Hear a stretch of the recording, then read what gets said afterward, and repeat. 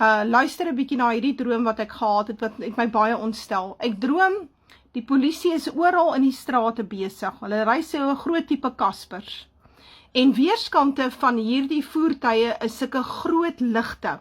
Soos 'n driehoek, nie driehoekig nie, reghoekige ligte, groot reghoekige ligte.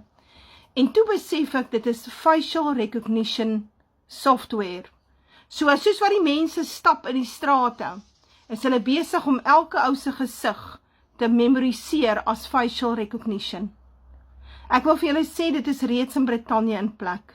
Ek het gesien, dit kom vir Suid-Afrika. Wat beteken, jy moet op 'n stadium totaal uit die stelsel uit wees. Nou, as dit Vader se wil is, dan gaan hy goed wees vir ons, hy gaan sorg dat ons uit die stelsel is, hy gaan ons dwing uit die stelsel uit, met 'n bloedige revolusie. Maar die mense wat nog steeds in die stelsel is in daardie tydperk, en daarna, hulle sal gedwing word deur 'n nuwe regering, om deel te raak van facial recognition, deel te raak van die artificial intelligence stelsel, deel te raak van die QR code, elke nou en dan moet jy 'n jab hê, want die jab het alles te doen met die beeld van die dier, want hulle het te doen met 'n nanobot stelsel wat hulle besig is om te implementeer. So, ons is op pad baie vinnig na hierdie dierstelsel toe. Wees bedag daarop.